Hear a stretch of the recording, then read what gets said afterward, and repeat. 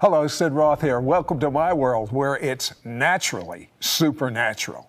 My guest, Mel Bond, has a gift called discernment where he can see evil spirits on people, command the evil spirit to leave, and then they get better. I love that gift. When did this start happening in your life? That happened, it began with October 1973.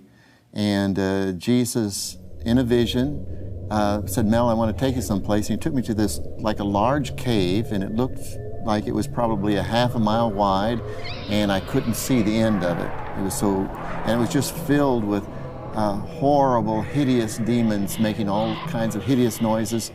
And without God's help, if anybody from a natural standpoint was there, it would destroy them. They would die of horror.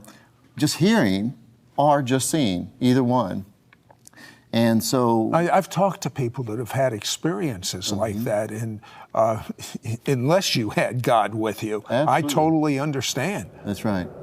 And so one particular demon came up to me, and he was probably about 7 foot tall, and he had fingers that were like 8 or 10 inches long, and then he had fingernails probably 3 to 4 inches long that curved, and he was trying to slash and tear me apart and slash, and he was only getting just a fraction of an inch from my face, and it was very horrifying.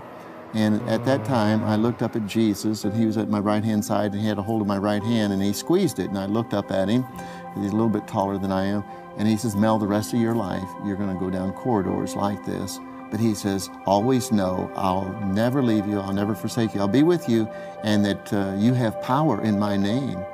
And from that time on, it just an unprecedented amount of encounters have I encountered.